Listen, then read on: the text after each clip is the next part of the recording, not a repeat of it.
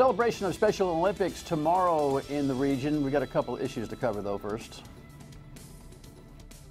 The Dan Yorke State of Mind program is brought to you in part by Lookout Rhode Island and Takeo Comfort Solutions. The book title is Fully Alive, What Matters Most. That's pretty heavy. And Tim Shriver is the author. Yes, the Shriver family is the author of the book, and he is a guest of Special Olympics for an event at Pontiac High School tomorrow morning. Pomp and circumstance, and Dennis DeJesus from Special Olympics is here to talk to us about that. No stranger to the broadcast and to you, of course. We'll meet Tim coming up here in just a couple of minutes. Good Tuesday evening. Are you getting ready for the pardon? We didn't put the pardon video in this morning. The president pardoned the turkeys. It's probably just warming up for a few more pardons along the way. Just guessing, perhaps. But you know what? There doesn't seem to be any pardon in America. We'll talk about that in a second. But first, as a follow-up to the just devastating story of the stolen cruiser and the shooting of what now 10 days ago. Here's a headline. Is it 10 days ago? As it feels like 10. Is it last week? Where am I in the calendar? You know, when we get toward the holidays, I don't know. But last week we had a lot of conversation about this. Obviously, this horrifying 24-hour news cycle where this couple was shot and the driver was killed on the ramp up 95. You know, I drive by there, and many of you do, up 95 North by the mall every single day, and I just keep looking over there as I drive home, thinking, just days ago, somebody lost their life there to bullets of law enforcement, and that's, of course, still being investigated. Whether it goes to the grand jury or not is still anybody's guess. I think most people in the public have a general feel for that as a good shoot, which is a very oxymoronic term in a lot of ways. But now we learned that they had a lot of drug paraphernalia in the vehicle and a flat screen TV. I don't know how the combination of those two things works, still being investigated, but it's, I think, pretty clear that they didn't want law enforcement to see what they had in the car. Now, does that weigh into why the chase ensued and why all of this comes down? I don't know. You know, it's kind of interesting. I still think hanging out there in the balance might be a charge against the gentleman who stole the cruiser, which put this whole thing in action. There could be an involuntary manslaughter connection here before we're all done. And hopefully law enforcement will keep us abreast and transparent about this investigation. The Providence Police, I think, has done a pretty good job on this. The state police, not so much, which is part of the culture problem that the new administration of the state police has, which, of course, I remind you, is a surprise to all of us, because when it comes to integrity in this state, we've always kind of considered the state police to be the last bus of it. Stay tuned on that. And then, of course, when it comes to integrity, it seems like maybe we ought to establish like a drop-dead date for everybody's sexual harassment story to be told. So to just flush the whole damn thing out in America. Here's the latest from CBS. You know, Charlie Rose is, allegedly one of the best interviewers in America. I don't know. I've always thought that he answers everybody's question when he asks it. It's just always been my, my take on Charlie Rose. But everybody seems to think he's the top in the business. When it comes to networking, he certainly has been. I guess he's been networking on more than one level. This is, and of course there's Al Franken playing pocket pool. This is a situation here where I think we've got, we have to remember that every story is different. I don't think Al Franken ought to lose his gig simply for what he's already done. That an ethics investigation is going to occur there is appropriate, but it ain't Roy Moore's story, okay? Al Franken's story is not Roy Moore's story. Charlie Rose's story is not Al Franken's story, which is not Roy Moore's story. I think we have to just, all right, take a deep breath and think these things through, kind of check our own conscience, take a look at our business environments, have full conversations amongst ourselves about what's appropriate and what's not, and try to reason our way through the situation. Interestingly, CBS blew out Charlie Rose this morning after kind of thinking about it for the morning. All right, so there's a career that was running this hot, which is now here.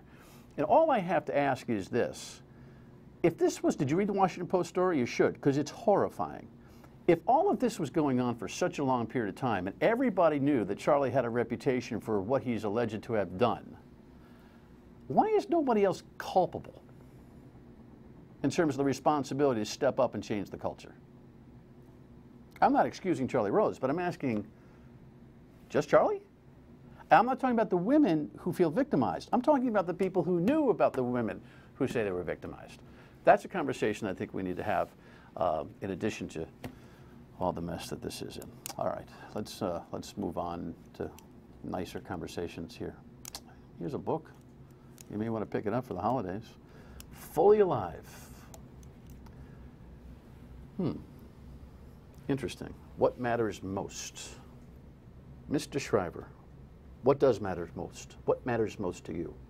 Well, I think the discovery in the book is that giving yourself away is the best way to find yourself, that being fearless in pursuit of your own truth is the most gutsy, brave, and courageous thing you can do with your life, that too often we live very inhibited, very enclosed, very tight, very constrained, and that these athletes, the athletes of Special Olympics, who I started out my career thinking I was going to help, ended up teaching me the lessons that have been the most valuable, how to give yourself freely, how to sort of storm the castle of life with sort of a reckless abandon and a loving compassion, and do it in a way that allows you to live your best life. Your family is historic with Special Olympics. Your mom obviously has such a significant role in this. But having not read your book, pardon me. Yeah, embarrassing. It is well, embarrassing. why not? Well, there's a lot of things to be embarrassed about. Just add that on top of the list. But your reflection on just the relationships that we've been able to encounter here with the Special Olympics. There's never, when Dennis, and you'll see Dennis here in a few moments, when Dennis DeJesus brings us athletes, whether it be on the television, the radio, or just whether you mix with them, there's a spirit. That's right. There is a no holds barred freedom that every time I interact with these athletes, I come away with a feeling that whatever's going on today just got a little bit better. Yeah. Is that what inspired your thought process? I think it's everything just got a little bit better, but what happened to you that made you feel everything got a little bit better? A little bit of loosening, a little bit of opening, a little less judgment, a little less anxiety, a little less worry about the little things, and a little more gut, a little more openness. I mean, you got to remember, those athletes that come in here and shake your hand and sit in front of the microphone or in front of the they've been through everything. They've been made fun of, they've been left out, they've been uninvited to the birthday party, they've been told they can't belong in school, they've been told they can't have a job, they've been told every negative thing the culture has to say. And they walk through the door here and they sit across from you and they look you in the eye and they got a smile on their face and they're willing to try again. And there's something deep within all of us that goes, doggone it, I wish I could do that. I wish I had the guts. I wish I could see as clearly as they see. I just think right now in the country, you're opening here, the politics in the country, the cultural challenges in the country right now, what are we looking for? We're looking for people who can help unite us in a healthy way, let us see the big picture, remind us that we're one country. Who's going to do that? Is it going to be politicians? I don't think so. Is it going to be, I hate to say it, media? Probably not. I think the athletes of Special Olympics are now coming into their own in the nation. In this state alone, every single public high school now has a Special Olympics unified sports team. Imagine those kids in those high schools who don't have disabilities growing up, seeing a kid with Down syndrome with a letter on his chest, having the pep rally where the kid with autism comes in with his hands raised high. Imagine those young people growing up and seeing the world through those eyes, something you and I never had the chance to do. I think we have a hope for a much more joyful and just future because of them. I think it's a fascinating and really cool take. So now I got to read the book because I'm already somewhat inspired. Reflection, not on my thoughts in the opening monologue, but just on what's going on. We've got a highest degree of bitter partisanship that I've ever seen in the country right now. And we've got an accompanying constrictus kind of disposition. Now, everyone's looking to get everybody, and everyone's afraid of their own shadow now. This harassment thing has really become, this is all assault and harassment, sexual assault and harassment, has all of a sudden made everybody very, very tight. So this freedom of living life that you're experiencing and writing about and talking about here is almost countercultural to what we're living through. I think right it is now. countercultural, Jerry, but I think there's another element going on in the country. I think there's a quiet revolution of people who are living more openly than ever. I think issues around sexual orientation, gender, have opened people up. Young people, for sure. Particularly young people, I agree with you there. But I think there's millions and millions of Americans who are, whether it's through their local religious institution or civic organization or their own communities or even in their digital communities, are building more open, more tolerant, more joyful, more positive worldviews, and they're not being seen. What's being seen is the divisive, the negative, the name-calling, the splitting apart, the fear mechanism is big in the country, in the popular culture, but I don't think it's big at the level of a community. If you ask people how they live, where they live, most of the time, police forces, fire departments, small companies, small businesses where most Americans live and work, they're finding more tethers, more threads to connect people. If you didn't listen to the national conversation, I think you'd see a country that's doing a lot better than might appear. My view. That's food for thought. More when we come back. Stay with us.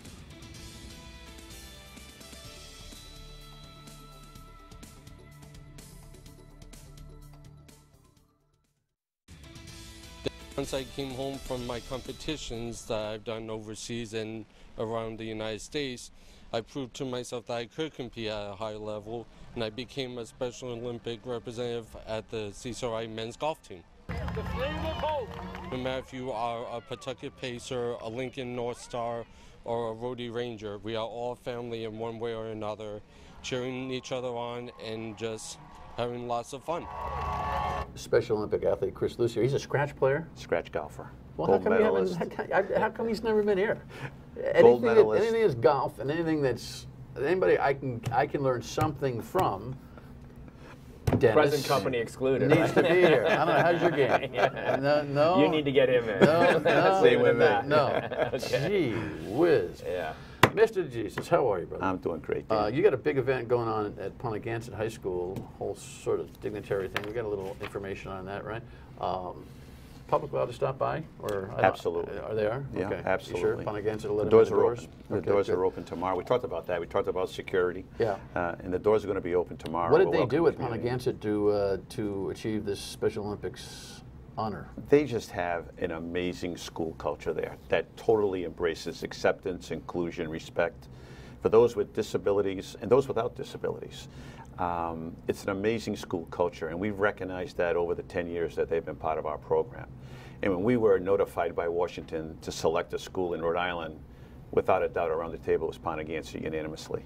And tomorrow they'll be presented by our chairman, Tim Shriver, a banner to signify a school that has reached all of the milestones of a unified champion school. Is this something you're doing across the country? I'm guessing. Across the country, around the world.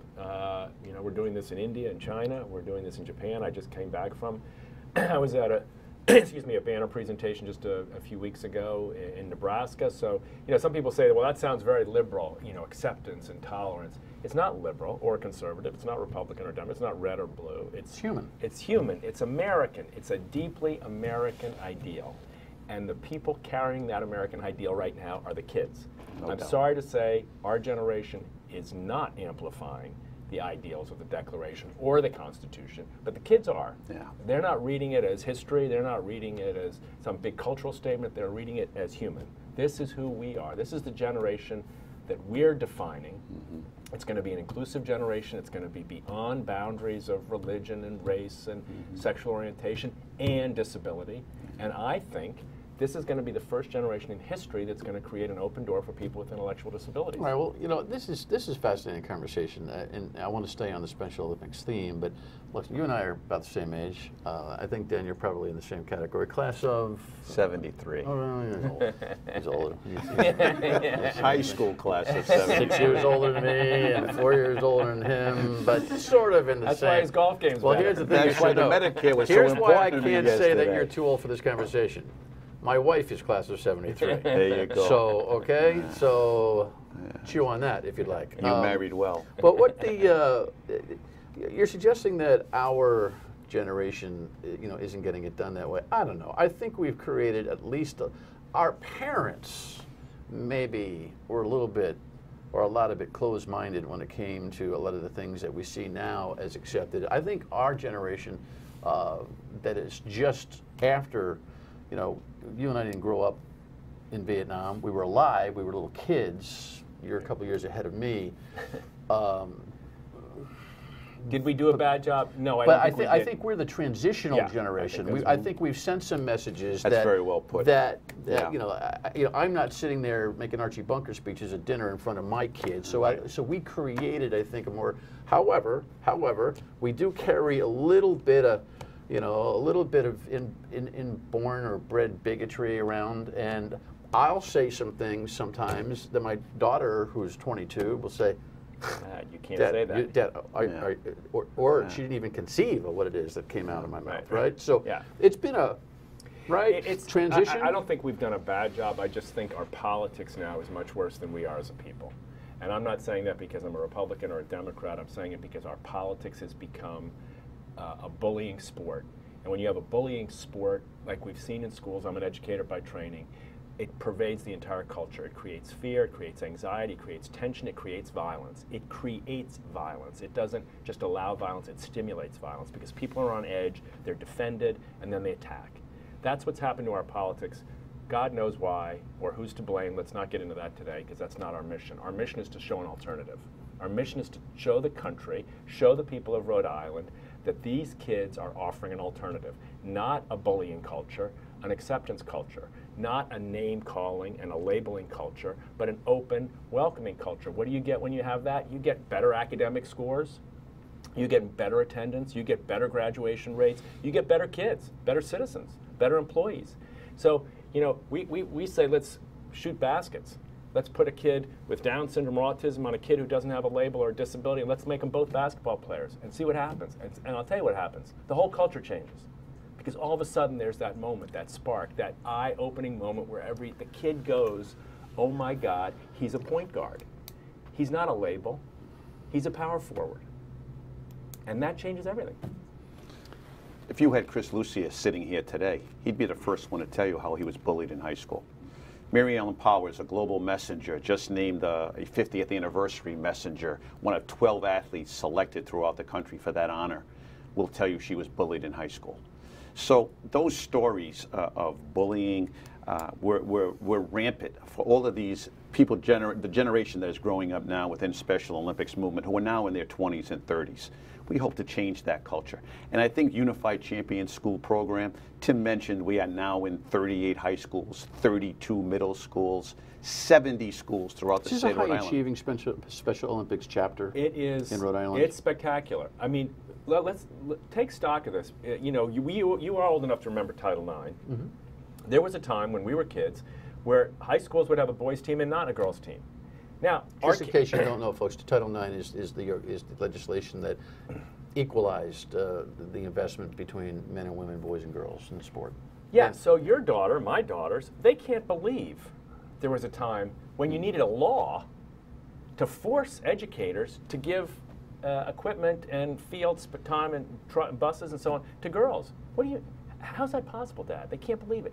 So in 20 years, your daughter, my kids, are going to grow up and they're going to tell of a time when there was no Special Olympics unified team in schools. And their kids are going to say, I can't believe it. Because every school in the country will follow Rhode Island. Today, every public high school in Rhode Island has a boys team and a girls team and a Special Olympics unified team. Are we going to get to the level, are we at or getting to the level where we celebrate championships? Oh, absolutely. Not unlike we do the Rhode Island Interscholastic League championships? When we formed this partnership with the Rhode Island Interscholastic League 9 years ago, we set up a league schedule similar to what they're doing in every single high school in Rhode Island. We have state champions. You're getting attendance, like of what you do Absolutely. in the I don't know, what am I supposed to say? What's the proper term? What's the non-inclusive team? Yeah. Well, the elite team. There's a lot of ways to say. Look, just say the good news is the unified team. I think that's somewhat pejorative to suggest that the the varsity basketball team is the elite team. Well, no. I think it's a compliment. They're the elite players on a normative level. They're the best kids in the school at basketball. Now we have another group that's an inclusive team. That's not measured the same way. It's a different kind of elite. Maybe that's what I should say. But it's not just the kids who have the best three-point shot. So you're getting crowds out for this. Oh, absolutely. Play right after school, 3:30, so we can draw the school community at the games. 8-week schedule. We're doing games at 10 o'clock in the morning. The whole school comes down, band, cheerleaders. Well, I will note this. Tremendous community participation. I will note this. A lot of people know that I'm the public address announcer at the URI men's basketball games. And when we have the Special Olympics athletes who come during halftime and play, and or between games, which we have a couple of times a year, there's not a big rush to the concessions. No. Yeah. There really isn't. No. It's kind of there's a wonderment and an admiration, and it's not something you want to walk away from. Right. Yeah. It's very interesting. Yeah. It's compelling. Yeah, it is. It Truly really is. All right, listen, a couple of thoughts on where we're going, and again, a reminder about Pontiac. And I'd like to ask, what that school environment has changed like for the better based on their success story with Special Olympics. Stay with us.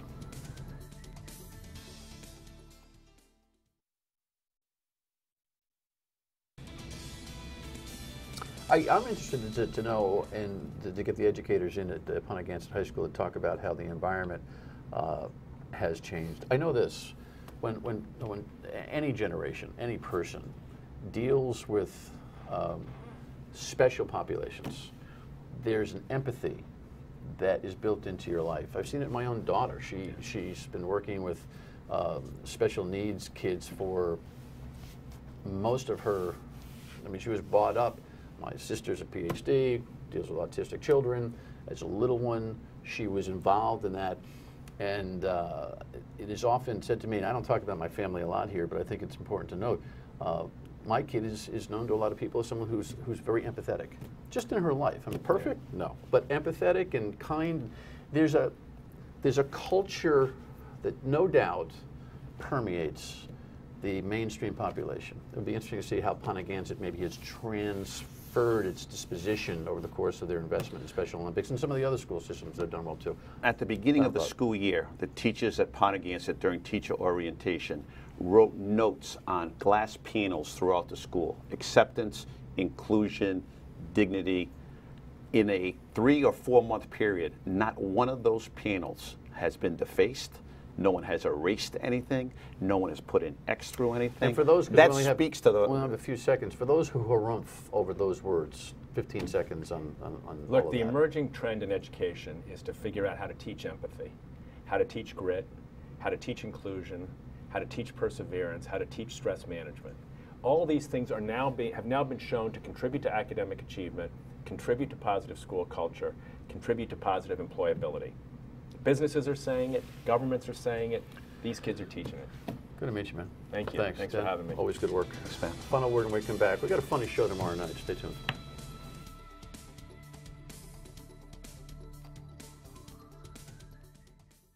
Fun times, Thanksgiving dinner, Uncle Joe who always makes the speech. You want to get out of there alive and happy? The Etiquette Academy tomorrow night to talk about how to do Thanksgiving together. See you at 3 on the radio, too, on WPRO. Thanks for watching. Good night.